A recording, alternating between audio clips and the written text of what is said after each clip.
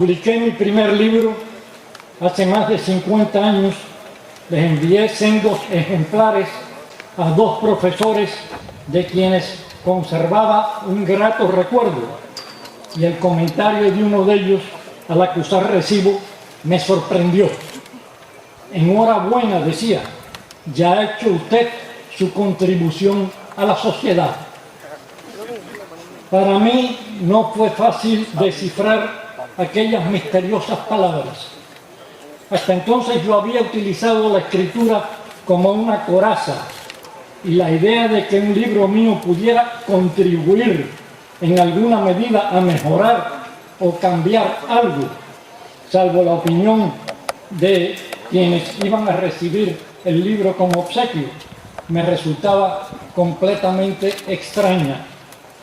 Pero cuando los grupos de lectores potenciales empezaron a crecer hasta el punto de que parecían abarcar un pueblo entero, me percaté de que la literatura podía tener una función social y que con ella el oficio de escritor adquiría una nueva dignidad.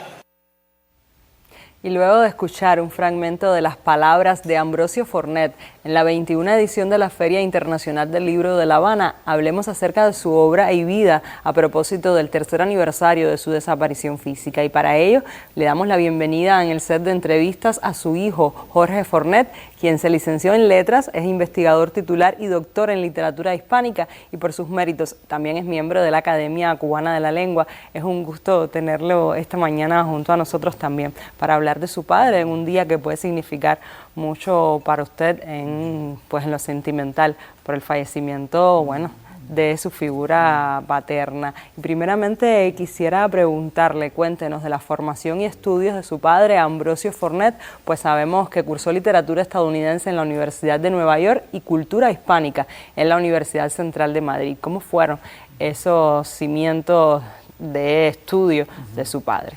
Sí, buenos días. Ante todo quiero agradecer la invitación y este homenaje. A ver, mi padre siempre fue desde pequeño, desde muy joven, amante de la literatura, de los libros, del saber, y quiso, por supuesto, entrar a la universidad, pero no le era posible. Ya tenía un hermano mayor, él era de Bayamo, y un hermano mayor estudiando en La Habana, y le era imposible a la familia sostener a dos estudiantes acá. Entonces trabajó, y después de un tiempo se fue efectivamente a Nueva York, estudió allí. Después se fue a Madrid, estudió en lo que se llamaba entonces la Universidad Central de Madrid. Esto es en los años 58, 59, y en el 59 ocurrió algo que le trastornó la vida a él como a millones de cubanos, y decidió entonces regresar a Cuba. Ocurrió la revolución, obviamente, y sintió que su lugar estaba aquí, que lo que había aprendido podía ser útil también en su país. Jorge, y su padre se desempeñó en varias funciones a lo largo de su carrera como profesional de las letras. Sobresalió por su labor como editor, ensayista y guionista de cine. ¿Qué pudiese decirnos en ese sentido y por qué sus resultados positivos en estas aristas en las que el factor común son las letras y la imaginación?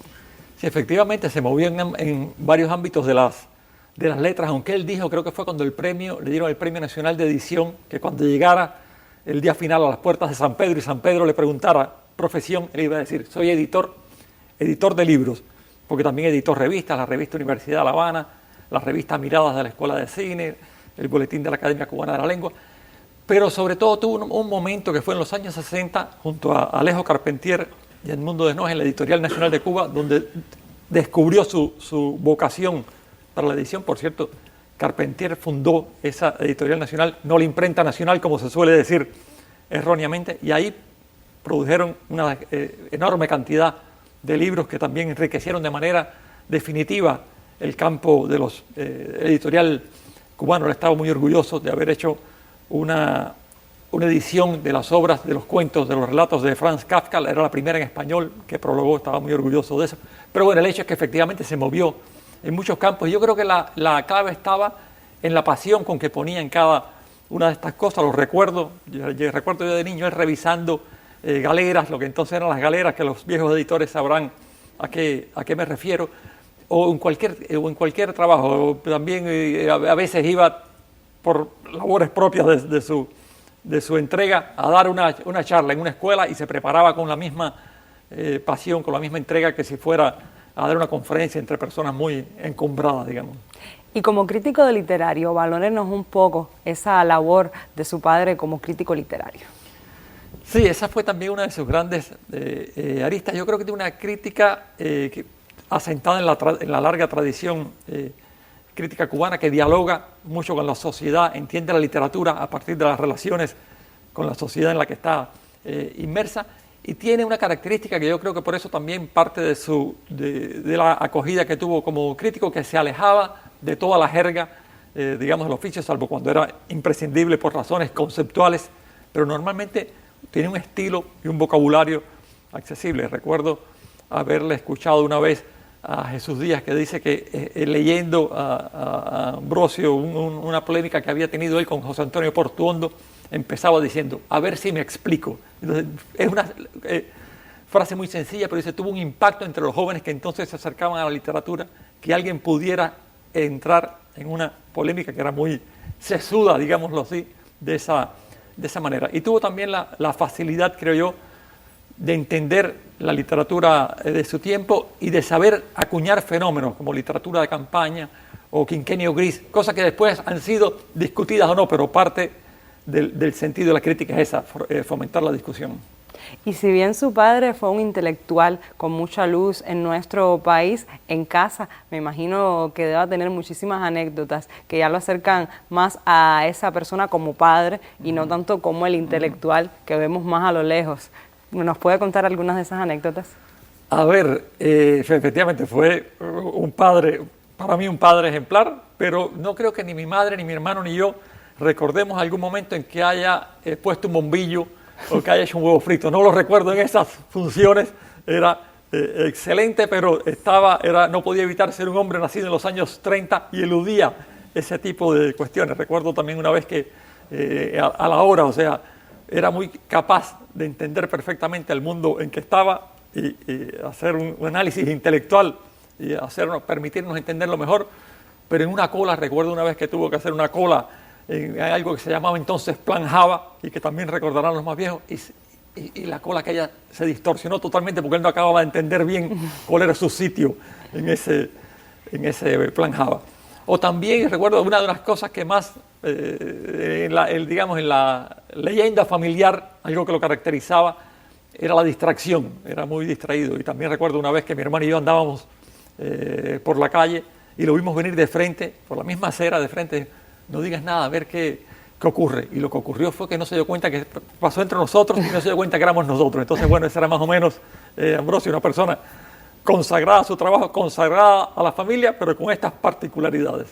Y me imagino que fue un ejemplo para usted, y usted apostó entonces por las letras al escoger su profesión. ¿En ello su padre tuvo alguna influencia en su elección y cuántos retos impone desenvolverse en una esfera por la que su padre también transitó y con mucho éxito?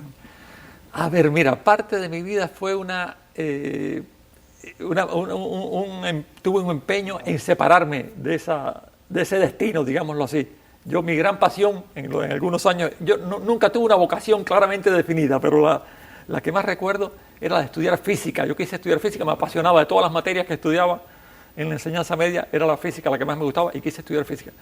Pero en un momento de mi vida fui tan mal estudiante, pésimo estudiante, que ni siquiera me alcanzaba el promedio para entrar a la carrera de física. Digo ni siquiera porque física o la estudiaban los sesudos o la gente que el promedio no le alcanzaba para otra cosa. Bueno, yo estaba por debajo de esos. Entonces mi vida tomó otros derroteros, pasé el servicio militar, estuve en Angola, en el Congo, y tuve que dar toda esa vuelta para descubrir que la literatura que sí quería estudiar letras, y por supuesto tiene que haber sido muy importante haber crecido entre libros, haber crecido leyendo, haber crecido en una familia dedicada a la literatura, conocer personas de cerca, personas dedicadas a la literatura. Entonces, por supuesto, tiene que haber sido muy importante eso, y al mismo tiempo un desafío, como dices, seguir los pasos y siendo una persona distinta, ¿no?